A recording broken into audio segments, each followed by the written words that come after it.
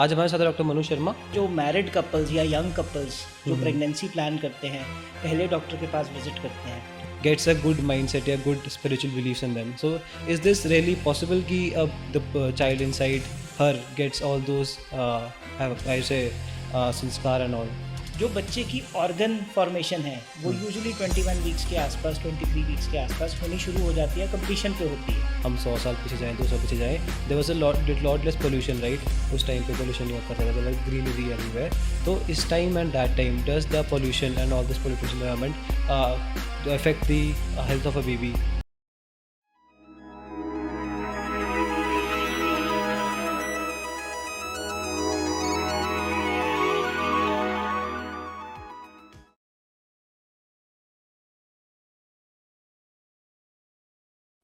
Good parenting, child care, यही topics है आज की इस एपिसोड के। हमने इनवाइट किया है डॉक्टर मनु शर्मा को, who is a paediatrician and a child specialist. वो आपको गाइड करेंगे how you can have good parenting for your child and how you can become a good parent. Also जो बच्चों को बीमारियां हो सकती हैं that age, the things that children are vulnerable at that age, उनके बारे में हमने बात की है। तो please watch this episode in full length and be a good parent. Hello everyone and welcome to reality talks. आज हमारे साथ है doctor Manu Sharma and he will be talking about child care and how you can be a good parent. इस episode में we'll go in detail and cover different aspects of child care, about parenting and how should parent a child. तो इस episode में we'll go face by face, time by time, about from before birth of a child to a teenager. तो sir let's start with the womb. तो कई parents होते हैं या there are some women who drink alcohol and other substances while they are pregnant. So does that affect a child या कुछ effect होता है about for that? सबसे पहले तो बहुत बहुत thank you for calling me to your podcast. Very correctly said, from womb to lap. हाँ जी। तो हमारे भारत में सबसे पहले गर्भ संस्कार के बारे में बात किया जाता है। अल्कोहल कंजम्पशन एज सच हमारे स्वास्थ्य के लिए हानिकारक है। Okay. तो जब एक नया जीव अपनी मदर के वूम्ब के अंदर होता है हाँ जी। या कोई मदर प्रेग्नेंट होती है तो there is a life which is originating inside a life. Right. उसको हम जैसा न्यूट्रिशन देंगे, उस टाइम पे हम जैसे खाना खाएंगे, जिस तरह की सोच रखेंगे, सब उसके डेवलपमेंट को इफेक्ट करेगी।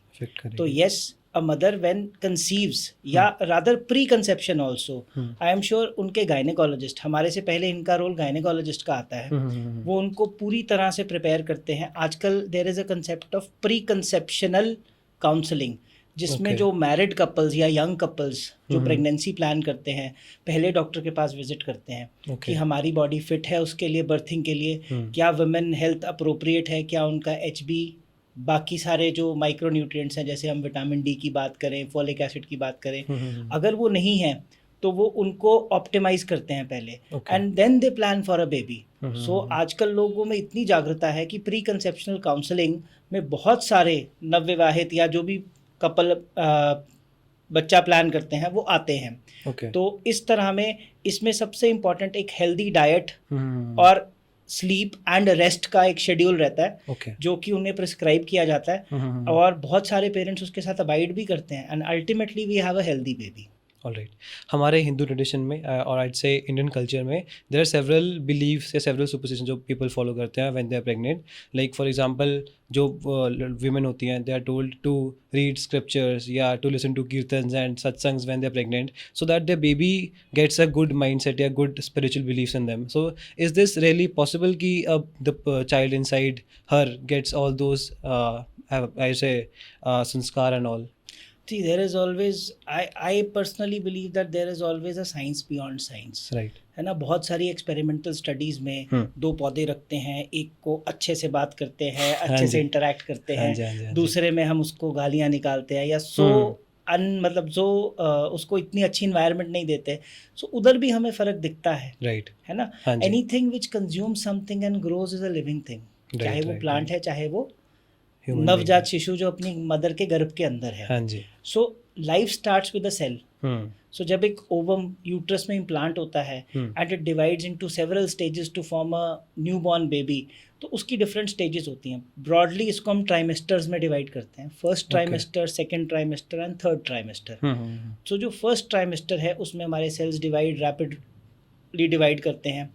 जो बच्चे की ऑर्गन फॉर्मेशन है वो यूजुअली 21 वीक्स के आसपास, 23 वीक्स के आसपास होनी शुरू हो जाती है, कंप्लीशन पे होती है। ठीक है।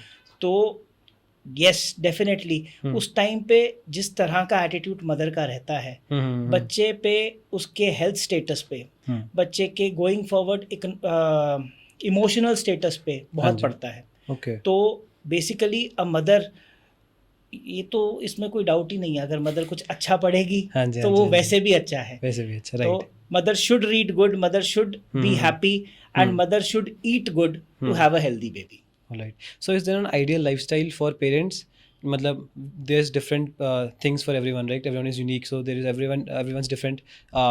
I'd say everyone different routines. So is there an ideal routine that people can follow for a healthy baby or a good baby? ये अगर पर्सनली पूछोगे, imperfection is the only perfection, है ना। Right. बट यस, जब pregnancy होती है तो first trimester में बहुत सारे चेंजेस आते हैं। बहुत सारी मदर्स को नौजिया होता है, वॉमिटिंग होती है, बहुत बार वो खाना नहीं खा पाते, इतना पेट ब्लोट हो जाता है। सेकेंड ट्राइमेस्टर जो कि तीसरे महीने से 6वें महीने तक होता है, उसमें ये थोड़ा कम हो जाता है। फिर last trimester that is 7 months to 9 months, तो फिर से ये बढ़ जाता है। ठीक है। तो बेसिकली इसमें ideally mothers should have a good sleep, mother should have a timed waking up and sleeping cycle. जैसे रात का समय सोने का है, सुबह का समय उठने का है, उसको रिवर्स ना करें। जितना वर्किंग मदर्स हैं उतना अपने काम का स्ट्रेस ना लें। They should have small frequent meals, थोड़ा थोड़ा खाएं, बार बार खाएं, और घर का बना खाएं, हेल्दी खाएं। सबसे ज़्यादा इंपॉर्टेंस इसमें वाटर की रहेगी। They should consume good amount of water. ठीक है। Alright, coming to the birth of a child, यहाँ से हमारा काम यहाँ तक गायनेकोलॉजिस्ट का काम। गलत सवाल पूछ ले बट नहीं। ठीक है। तो चाइल्ड का बर्थ हुआ, again there superstitions, there beliefs, कहते हैं कि हनी खिलाया जाए बच्चे को, ही विल बी गुड। तो इज दिस गुड और bad clinically if you are talking? नहीं, actually nothing is to be given to the baby. Alright. आजकल एक जो कंसेप्ट, मैं आपके माध्यम से भी या वैसे पेरेंट्स बड़े जागरूक हैं, वो कंसेप्ट है ब्रेस्ट मिल्क का। ब्रेस्ट मिल्क से उत्तम कुछ भी नहीं है बेबी के लिए। बहुत सारे सेंटर्स इंक्लूडिंग आर सेंटर, हम क्या करते हैं, वहाँ पे जो ऑब्स्टेट्रिशियंस हैं वो ऑफिशियली पीडियाट्रिशियन से जो उनके प्रेग्नेंट मॉमीज़ हैं उनको मिलवा देते हैं। सो व्हाट हैपेंस इज, जो प्लान डिलीवरीज हैं, एक तो होता है plan section of the delivery, जहाँ पे हमें पता है कि अगर नॉर्मल डिलीवरी है तो हम इन दिनों में इंडक्शन करेंगे, अगर सिजेरियन है तो प्लान्ड है तो हम प्लान्ड इस टाइम पे करेंगे। तो उसमें बहुत बार प्री डिलीवरी मदर्स को दूध आना शुरू हो जाता है।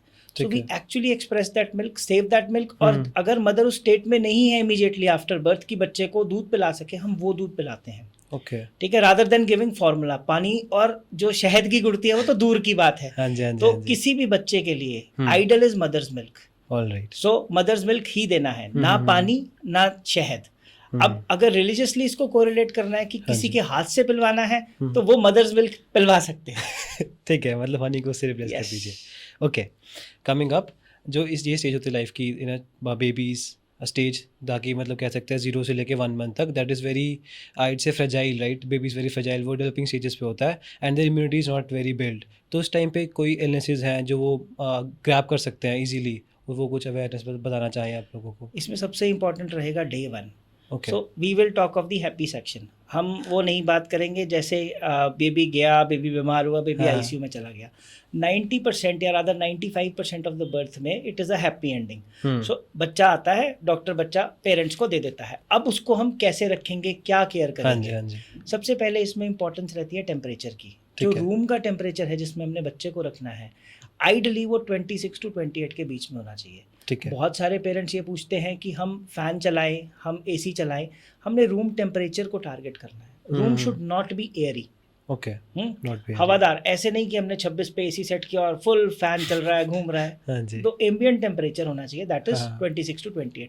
अब इस पे कपड़े कितने डालेंगे हम बच्चे के, सबसे इंपॉर्टेंट सवाल है। सर्दियों में कितने, गर्मियों में कितने? बड़ा सिंपल सा सवाल, इसका जवाब ये है कि जितने कपड़े हम लोग डालते हैं उस टेम्परेचर पे, उससे 2 लेयर ज़्यादा। थिकनेस ऑफ क्लोथिंग उससे उसी के कंपैरिजन में। ठीक है। But first 6 months of life में रिकमेंडेशन ये है कि हम कैप, सॉक्स, मिटन जरूर डालें। ओके। इसके बाद फीडिंग हमने बात कर ही ली है। मम्मी का दूध सबसे उत्तम, अगर नहीं हो रहा तो फॉर्मूला। गाय भैंस का पहले 6 महीने हम नहीं देंगे। ठीक है।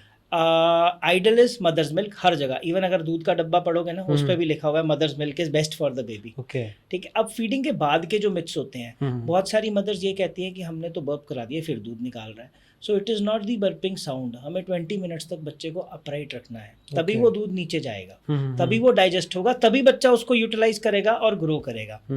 इसके बाद यूरिन स्टूल, उसको 6 से 8 बार सुसु करना है। सो यूरिन की frequency is one thing which we can actually measure. तो यूरिन अगर बच्चा पास कर रहा है तो he is not at all dehydrated. अगर यूरिन पास नहीं कर रहा then yes we need to look into the hydration status.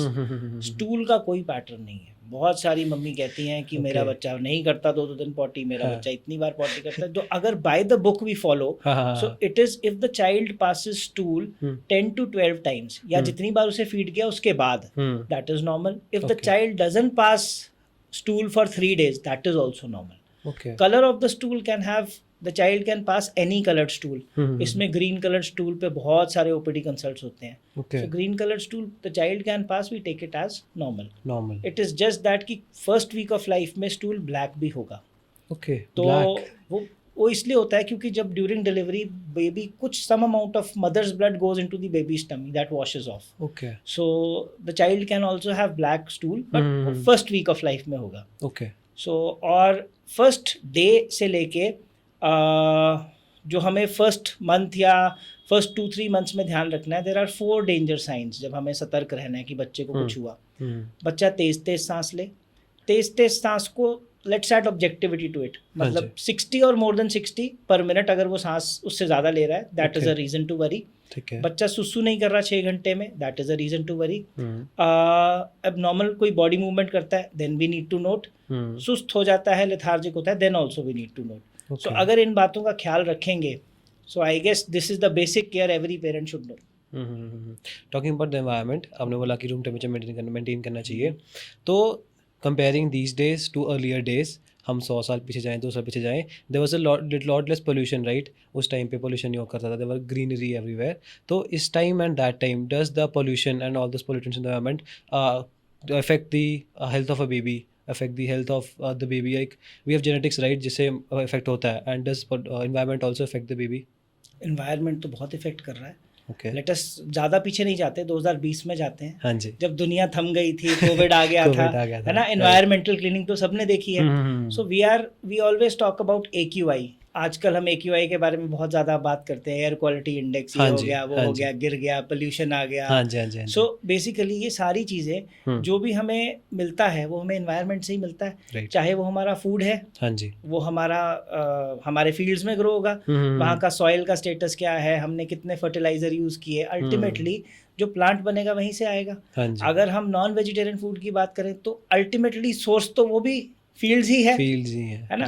उसके बाद जो हम हवा में सांस ले रहे हैं, वो जो भी हमारे अंदर पार्टिकल्स जा रहे हैं हमारे लंग्स में डिपॉजिट हो रहे हैं। ये मेरा नहीं, लेटली आई डोंट रिमेम्बर, मैं एक आर्टिकल पढ़ रहा था, I guess somebody from Delhi, a very famous chest surgeon. वो ये कह रहे थे कि जो he was an older chest surgeon, so उनका एक स्टेटमेंट था कि आज से 10 साल पहले when we used to open up the chest and हम जब लंग्स देखते थे सर्जरी के लिए, तो जो पिंक हमें यंग लंग्स दिखते थे लोगों के, those are now filled with deposits of coal and the pollutants. So pollution का तो इफेक्ट पड़ेगा ही पड़ेगा हेल्थ पे। The best contribution we can have is हम जो चीज़ें लेस पोल्यूट करती हैं, हम वो we should do our contribution to the society.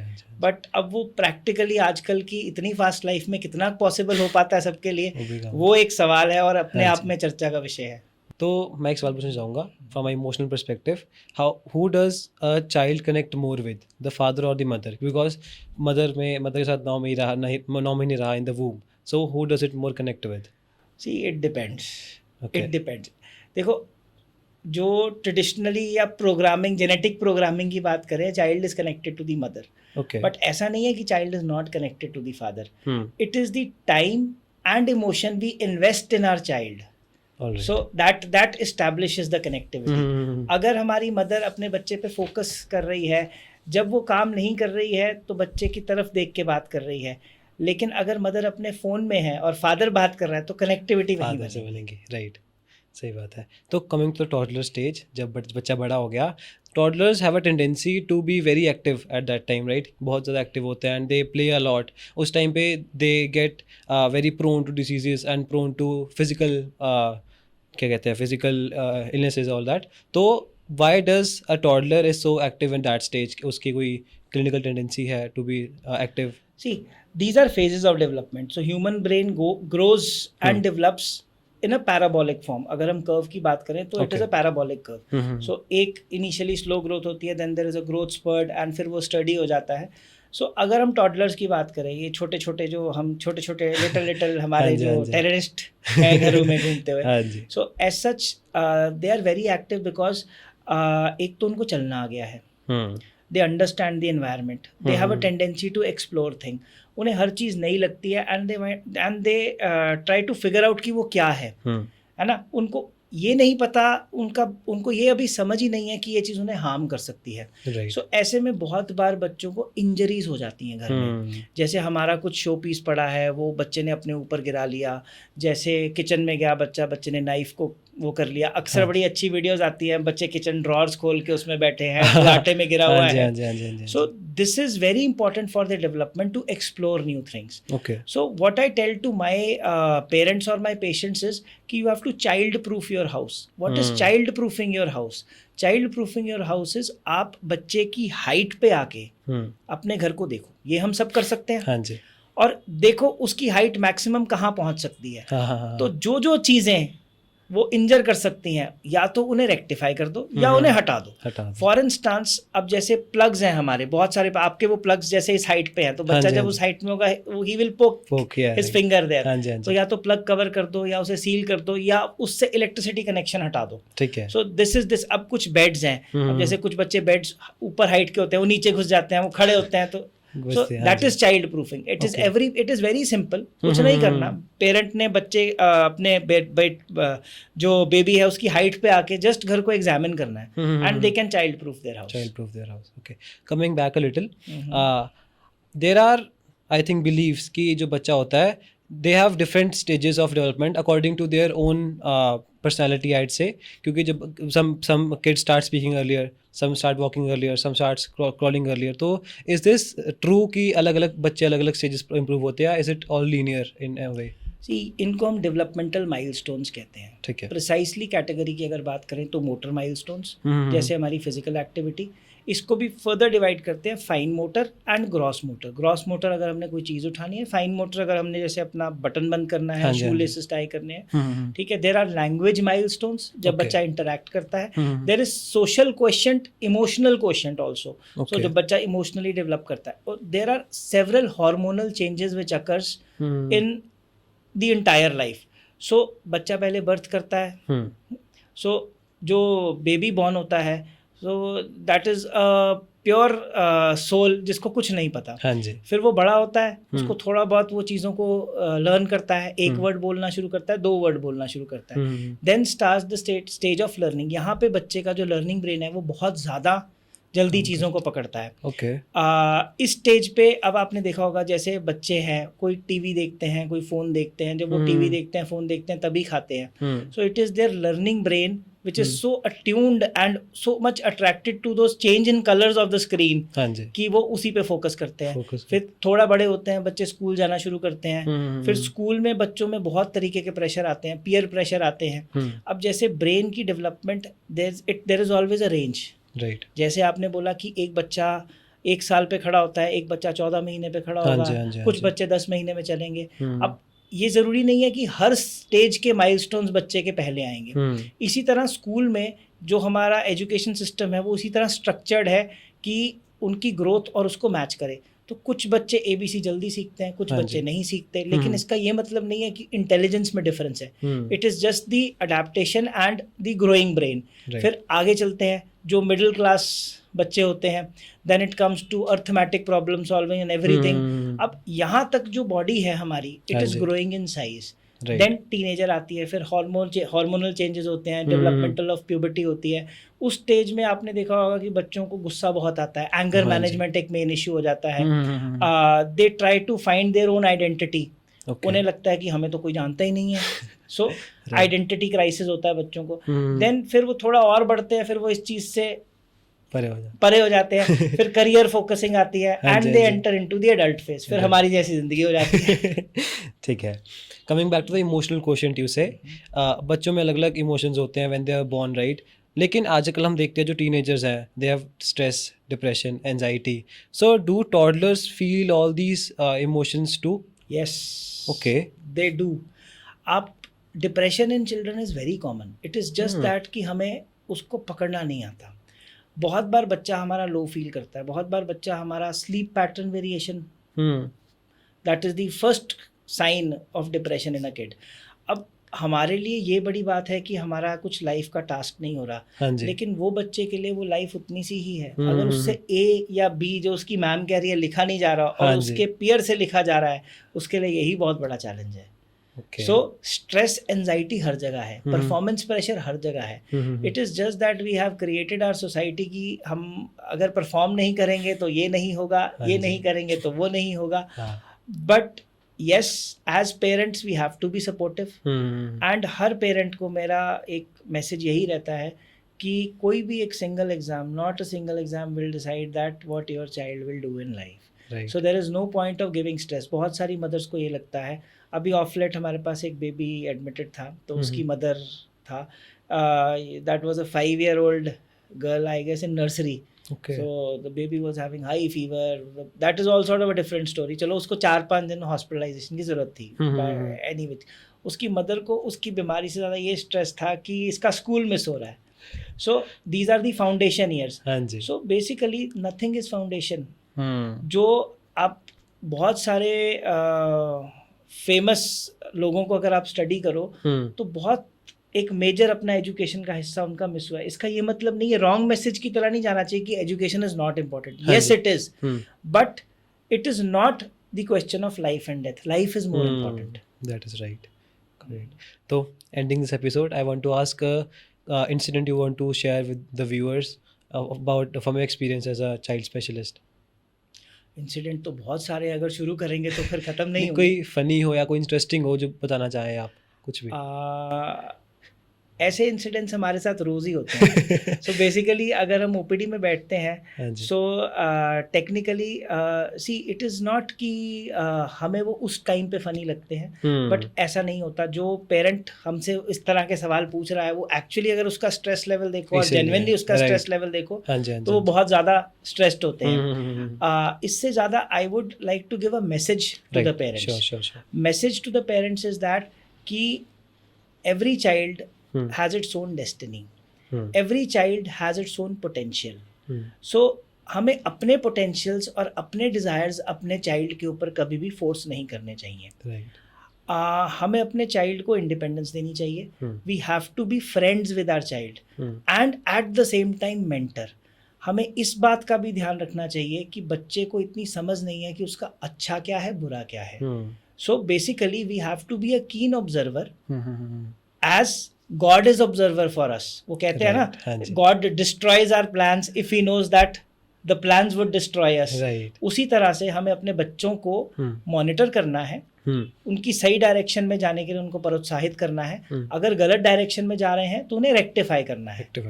और एक कॉर्डियल रिलेशनशिप आए between a parent and child यही होता है कि अगर आपका बच्चा कोई गलती करके आए या उसकी नज़र में गलती करके आए, इन बेटर वर्ड्स, तो he should be comfortable enough to talk to you. Right. So this is my message to the parents. मतलब they should be an emotional support to the Yes. child if he's doing something. Okay. So on this note, let's end this episode. Thank you, sir, for visiting us, and thank you all for watching this episode. Thank you so much. Thank you. I hope कि आपको episode अच्छा लगा होगा। You have watched this in full length. I hope कि आप सबने कुछ सीखा होगा and जाना होगा about parenting and child care. If you have any queries from me or Dr. Manu Sharma, you can write in the comment box down below. Thank you.